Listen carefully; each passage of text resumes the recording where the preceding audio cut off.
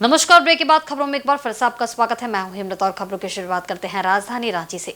मुख्यमंत्री हेमंत सोरेन से 20 जनवरी को ईडी की पूछताछ के दौरान सीआरपीएफ के सीएम हाउस के पास पहुंचने के बाद रांची प्रशासन की ओर से दर्ज एफआईआर को लेकर राजनीति तेज हो गई है। इस बीच भाजपा के प्रदेश अध्यक्ष बाबूलाल मरांडी ने सरकार और राज्य के अधिकारियों के साथ सूबे के मुख्यमंत्री पर भ्रष्टाचार के कई गंभीर आरोप लगाए।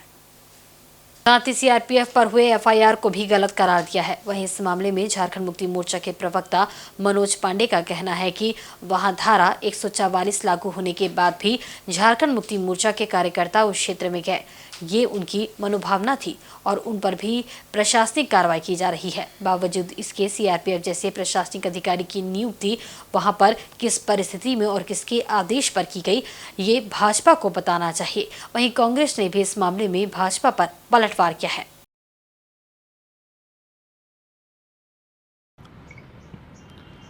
देखिए, वो तो परिसर ही आवास ही था माननीय मुख्यमंत्री का, और क्योंकि वहीं पूछताछ होनी थी और वहाँ पर लोगों का जमा होने से रोकने की एक प्रयास था प्रशासन का।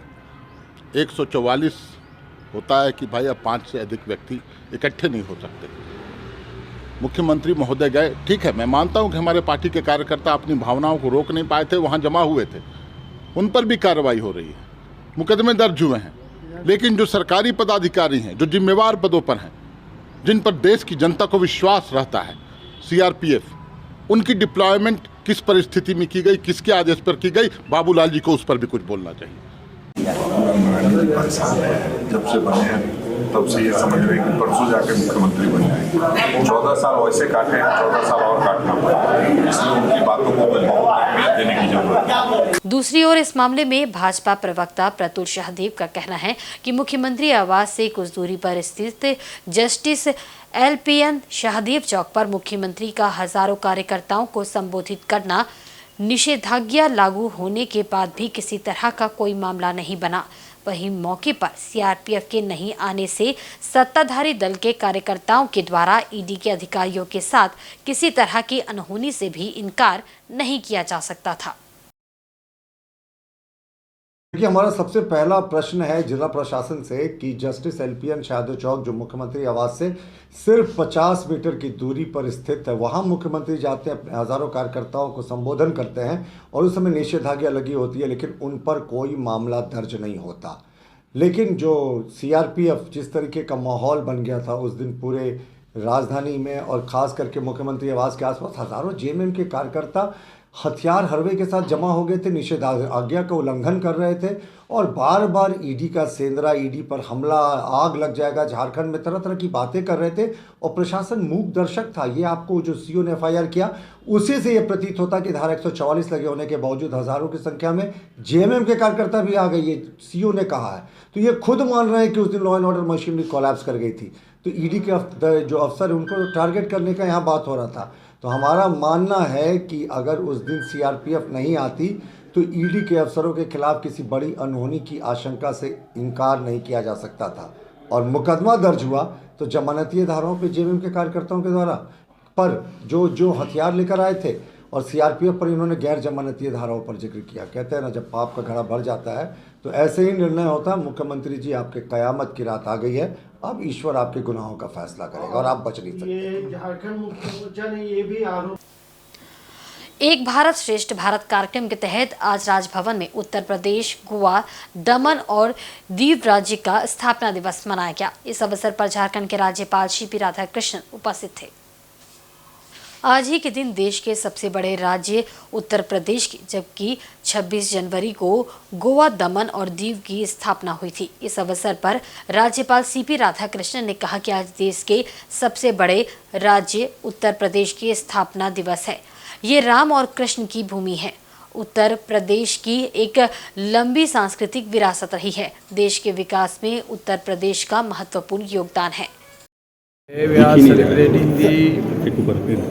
are celebrating the foundation day of the biggest state of India, Uttar Pradesh. When you say Om Namah Shivaya, or you say Hare Rama Hare Krishna, then immediately we have to remember one single state, that is Uttar Pradesh. The Uttar Pradesh contribution to this great Indian culture and tradition is immense. We all celebrating it with pride. वहीं उत्तर प्रदेश राज्य स्थापना दिवस के अवसर पर राज्यपाल ने केंद्र की नरेंद्र मोदी सरकार के द्वारा कर्पूरी ठाकुर को भारत रत्न देने के विषय में सराहना करते हुए कहा कि भारत रत्न जैसे पुरस्कार का चयन केंद्र सरकार के द्वारा कर्पूरी ठाकुर जैसे सही व्यक्तित्व को दिया गया है, जिनका योगदान निचले स्तर के लोगों के उत्थान के लिए सदैव रहा है। Bharat Ratna, that is really Narendra Modi ji government is selecting the right people for the right award. Karpuri Thakur's contribution for the upliftment of the downtrodden people is immense, that cannot be forgotten by the society and the country, and rightly Bharat Ratna award has been given to him. कार्यक्रम में राज्य के विभिन्न क्षेत्रों से आए हुए कई बुद्धिजीवी उपस्थित थे। बिरसा कृषि विश्वविद्यालय कांकी के कुलपति और IIM के निदेशक ने भी इस अवसर पर अपने विचार रखे और कहा कि इस प्रकार के कार्यक्रम से भारत में अनेकता में एकता की झलक देखने को मिलती है।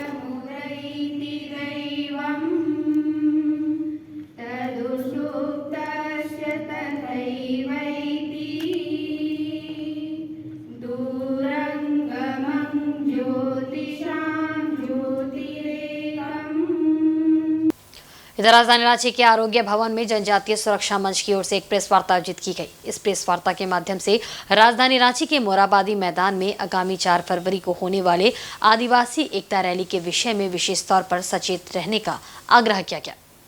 जनजातीय सुरक्षा मंच के मीडिया प्रभारी ने बताया कि राजधानी रांची में आगामी 4 फरवरी को आहूत आदिवासी एकता रैली विशेष तौर पर धर्मांतरित लोगों की रैली है और इस रैली का समर्थन आदिवासी मूल समुदाय ना करे, क्योंकि आदिवासी के नाम पर धर्मांतरण लोग सिर्फ और सिर्फ अपना फायदा देखने का काम करते हैं। जी, हम लोग आज जनजातीय सुरक्षा मंच के तत्वावधान में आज हम लोग एक प्रेस वार्ता किए, जिसमें पूर्व मंत्री बंधु तिर्की, जो मूल रूप से ईसाई हैं, कहने के लिए वो आदिवासी कह रहे हैं, लेकिन एक्चुअल में वो ईसाई है और चर्च का प्रतिनिधित्व कर रहे हैं, और जो उन्होंने 4 फरवरी 2024 को जो रैली रांची में बुलाए हैं, एक्चुअल में वो मूल जनजाति आदिवासी का रैली नहीं है, एक्चुअल में वो धर्मांतरित हुए ईसाई लोगों का रैली है और वो चर्च का प्रतिनिधित्व कर रहे हैं, लेकिन लोगों को गुमराह कर रहे हैं कि आदिवासी एकता रैली, आदिवासी एकता रैली। लेकिन आदिवासी एकता रैली एक्चुअल में वो है नहीं, एक्चुअली वो ईसाई रैली है।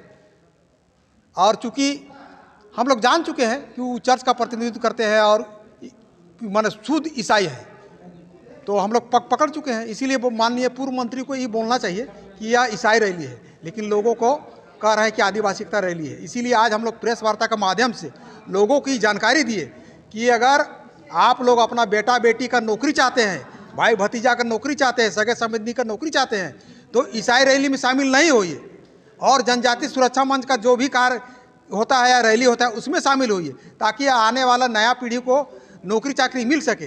क्योंकि यही कारण है कि हम लोग का जितना भी भारत सरकार का आरक्षण और राज्य सरकार का आरक्षण का लाभ यही धर्मांतरित हुए लोग ईसाई और मुस्लिम ले रहे हैं। तो अगर आज नहीं जागिएगा तो कब जागिएगा? इसीलिए हम लोगों को आह्वान कर रहे हैं, जागरूक कर रहे हैं कि जो पूर्व मंत्री ईसाई बंधु तिर्की द्वारा जो रैली बुलाई गई है वो एक्चुअल में ईसाई रैली है, चर्च की रैली है। उसमें हम सबों को जो अपना बेटा बेटी की नौकरी चाहते हैं वैसे लोगों को कभी नहीं जाना चाहिए। वहीं भाजपा प्रदेश मुख्यालय में गांव चलो अभियान पर राज्य स्तरीय कार्यशाला का आयोजन किया गया। इस दौरान पार्टी प्रदेश अध्यक्ष समेत सभी पदाधिकारी मौजूद रहे। अभियान का मुख्य उद्देश्य केंद्र सरकार की योजनाओं की जानकारी और मोदी सरकार की उपलब्धियों को गांव-गांव तक पहुंचाना है। बैठक के बाद प्रदीप वर्मा ने कहा कि ये एक अभियान है, प्रदेश पदाधिकारी से लेकर बूथ स्तर के कार्यकर्ताओं को इससे जोड़ना है। भाजपा की प्राथमिकता शुरू से गांव का विकास है। इस अभियान के तहत भी गांव को आगे रखा गया है। उन्होंने कहा कि केंद्र सरकार लोगों के कल्याण के लिए कई योजनाएं चला रही है, लेकिन गांव तक इन योजनाओं की जानकारी कुछ लोगों तक नहीं पहुंच रही है। इस अभियान के तहत कार्यकर्ता गांव-गांव पहुंचेंगे और लोगों को विकास कार्यक्रमों की जानकारी उपलब्ध कराएंगे। भारतीय जनता जनता पार्टी हमेशा गरीब कल्याण की प्रधानमंत्री जी के द्वारा चलाई गई योजनाओं को लेकर के समय समय पे जनसंपर्क का व्यापक अभियान चलाती रही है। केंद्र सरकार की जो योजनाएं हैं उसकी पहुंच, उसकी जानकारी गांव के स्तर पे भी आम आदमी तक पहुंचे, इस विषय को ध्यान में रख करके एक गांव चलो अभियान के रूप में एक दिन का 24 घंटे के प्रवास की योजना बनी है। इसमें आदरणीय प्रदेश अध्यक्ष से प्रारंभ करके और जिला और मंडल स्तर तक के कार्यकर्ता एक गांव में 4 फरवरी से लेकर 11 फरवरी के बीच में 24 घंटे का प्रवास करेंगे, उसी गांव में निवास करेंगे और केंद्र सरकार की सभी योजनाओं के बारे में एक बृहद जानकारी देंगे, विस्तार से जानकारी देंगे और जो गांव में लाभार्थी हैं जिन्होंने केंद्र सरकार की योजनाओं का और भारतीय जनता पार्टी की पूर्ववर्ती सरकार की योजनाओं का लाभ उठाया है, उनसे संपर्क करेंगे। तो ये एक व्यापक जनसंपर्क का अभियान है जो 4 फरवरी से 11 फरवरी तक चलेगा। इसी की तैयारी के निमित्त आज की कार्यशाला आयोजित की गई। इधर 2024 के लोकसभा चुनाव को लेकर सरकार के निर्देश पर पूर्वी सिंहभूम जिला प्रशासन द्वारा जिले में नए मतदाताओं को जोड़ने के लिए किए जा रहे कार्य में 100% सफलता पाई गई है, जिसमें 18 से 19 वर्ष के 27,000 मतदाताओं के नाम को जोड़ा गया है।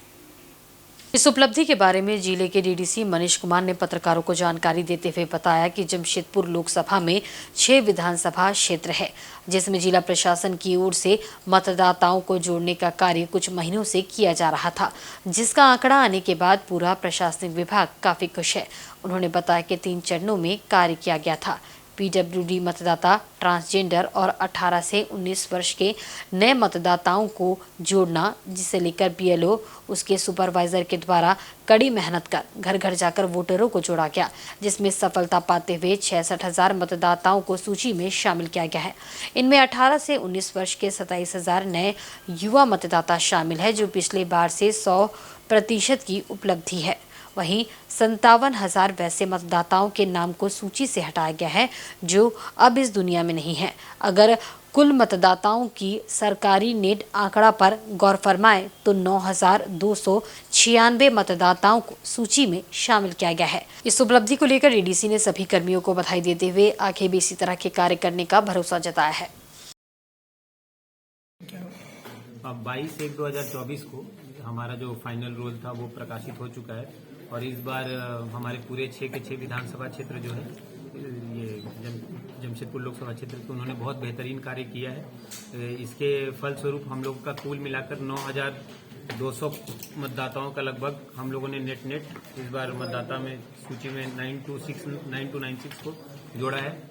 इसके अतिरिक्त हम लोगों ने इस बार जो 3 मेन इम्पोर्टेंट फोकस एरिया रखा था कि 18 से 19 साल के मतदाताओं को जोड़ना, इंक्लूसिव रखना पीडब्ल्यूडी मतदाताओं को और जो ट्रांसजेंडर्स हो गए, जो हमारे पीवीटीजीज हो गए, उस पर स्पेशल कैंपेन डे के माध्यम से और अलग अलग दिन भी बहुत मेहनत किया गया। और थर्ड था कि जो भी वोटर्स हैं जो कि डिलीटेड हैं, जो कि डेथ हैं, उनको भी डिलीट करना। तो इस पे भी 80+ के कई सारे ऐसे वोटर्स पाए गए जिनको हम लोगों ने डिलीट किया।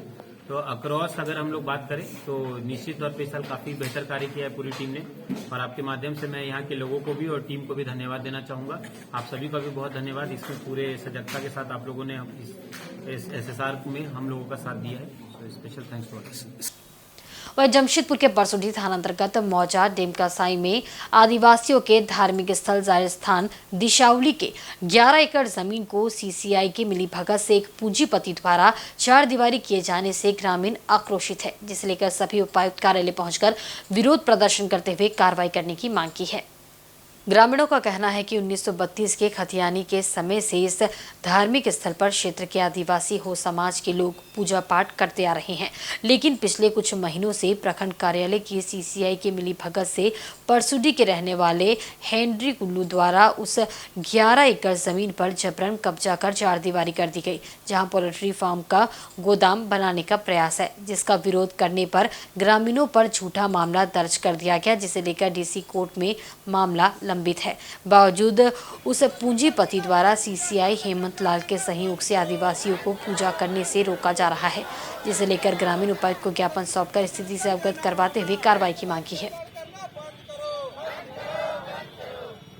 आदिवासियों की बातों को सुना नहीं जा रहा है, बल्कि वहाँ जो है ना पूरी तरह से जमीन माफियाओं के साथ मिली भगत करके आदिवासी जमीन जहरा दिसावली को बेचवाने का काम हो रहा है।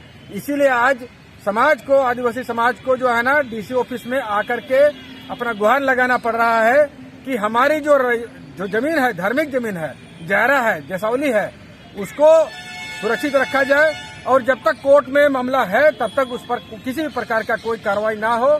एडीसी साहब ने तुरंत बड़ा बाबू को कहा कि सीओ साहब को निर्देश दीजिए कि जब तक वो डेट 6 तारीख को है तो इस पर में किसी प्रकार का कोई कार्रवाई ना हो और जब ऑर्डर आएगा तब जब तक प्रक्रिया चलता रहेगा उसके हिसाब से कोई कार्रवाई नहीं होना चाहिए। तो वहां पर हमारे लोगों ने वहां दीवार तोड़ा गुस्सा से, तो उन पर जो है ना कार्रवाई करने का धमकी दिया जा रहा है। तो इसलिए प्रशासन से हमारा कहना है, थाना प्रभारी से कहना है कि डेमकासाई का मामला को एकदम इंसानियत के तरीके से, पूरा आदिवासी संस्कृति के हिसाब से और जो कानूनी प्रक्रिया कहता है, जब कानून कोर्ट में पेंडिंग है मामला हम लोग का, तो कानून जो है ना हमको साथ दे रहा है कि भाई आपका जो हमारी बातों को भी सुना जाएगा। अभी एलआरडीसी कोर्ट का मामला था, वहाँ एक हेनरी कुल्लू बल करके पसुडी का जो है बहुत बड़ा पूंजीपति है और पोल्ट्री फार्म का बहुत विशाल उसका कारोबार है और उसके द्वारा जो है सीआई साहब के साथ में मिली भगत करके वहाँ फोर्स लेकर के बाउंड्री करने के लिए वो लोग चला गया था। जब हमारा समाज के लोग प्रोटेस्ट किया तो उनको बोला जा रहा कि आप ये स्टे ऑर्डर लेके आइए। क्या तो बनाना चाहते हैं? हमारा वकील ने कहा कि जब ऑलरेडी डीसी साहब ने हमारा अपील को सुन लिया है, 4 दिन है पोल्ट्री फार्म का बड़का सा गोडाउन खुलेगा।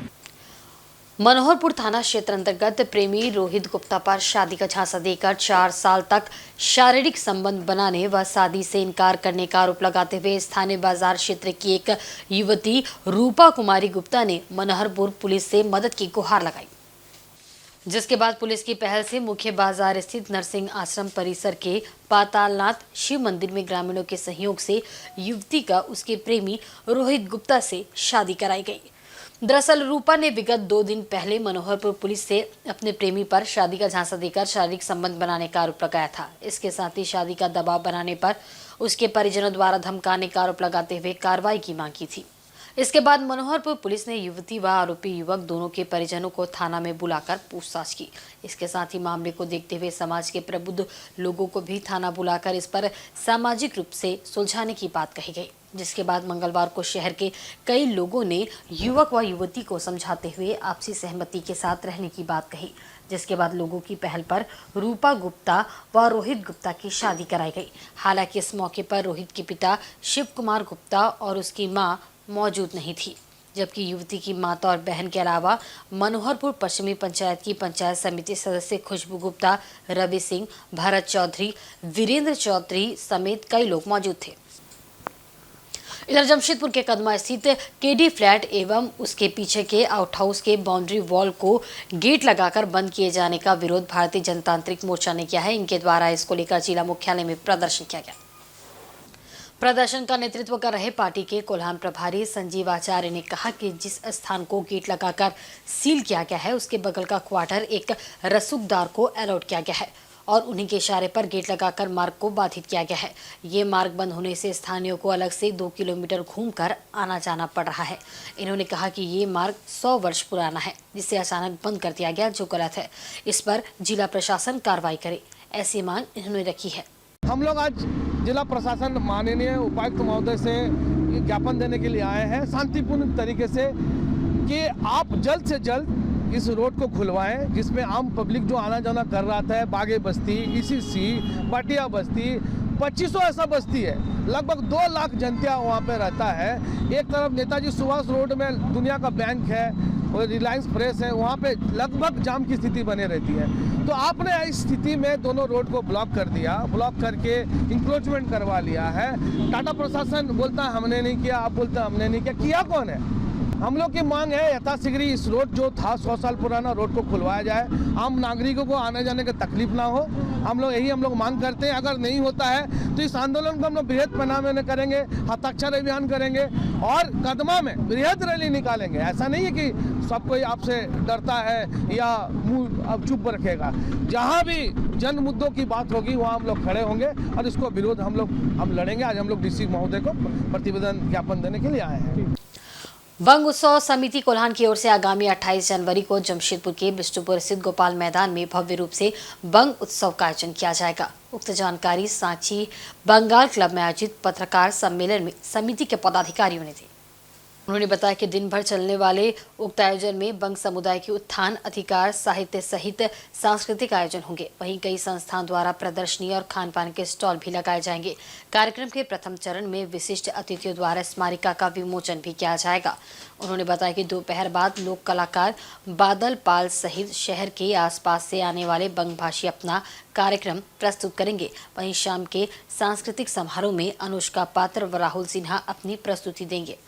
इस बंगोत्सव का उद्देश्य है बांग्ला साहित्य, संस्कृति, भाषा, इसका एक प्रदर्शन सह इसका रक्षा का लड़ाई का तैयारी करना। इस दिन हम लोग सुबह 10:30 बजे इस उत्सव का उद्घाटन करेंगे। हमारा ही कार्यकर्ता लोग, हमारा ही नेता और जो नेतृवृंद सब एक साथ हम लोग उद्घाटन करेंगे। उद्घाटन के बाद सोवेनियर होगा, सोवेनियर का ओपनिंग होगा।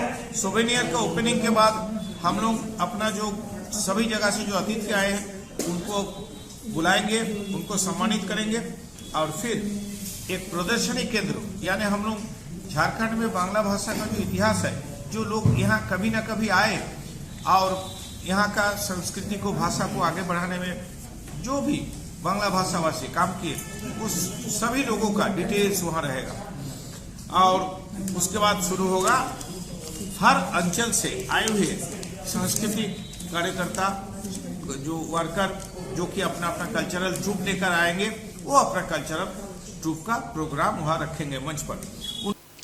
इधर राजधानी रांची के करमटोली स्थित धूमकुड़िया भवन में आदिवासी समाज से जुड़े विभिन्न संगठनों ने बैठक की। बैठक के बाद पत्रकारों से बातचीत में आदिवासी नेता और पूर्व विधायक देव कुमार धा ने कहा कि कुर्मी समुदाय अपने आप को आदिवासी बनाए जाने का आंदोलन कर रहा है, जिसका वे कड़ा विरोध करते हैं।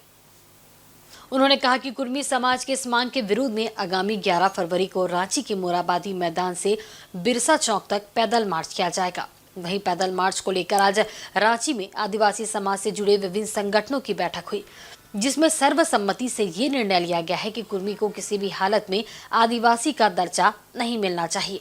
उन्होंने कहा कि यदि कुर्मी आदिवासी का दर्जा हासिल करते हैं तो आदिवासियों को चतुर्थ वर्ग की नौकरी से भी हाथ धोना पड़ेगा। वहीं अगर कुर्मी समाज आदिवासी बनता है तो उनकी जमीन ही छिन जाएगी। आज हम लोग मुख्य रूप से जो कुर्मी समुदाय के द्वारा वो लोग आदिवासी बनने का जो प्रयास कर रहे हैं, उन्हीं के खिलाफ में हम लोग जो है आदिवासी नहीं बनने देने के लिए 11 फरवरी को मोराबादी मैदान से बिरसा चौक तक पैदल विरोध मार्च करने का हम लोग जो कार्यक्रम घोषित किए हैं, उसी मुद्दे को लेकर सफल बनाने के लिए हम लोग आज विभिन्न संगठनों को आज हम लोग आमंत्रित किए हैं और सारे संगठन आज आए हैं और आज पंपलेट भी बन गया है, हम लोग सारे लोग को देंगे।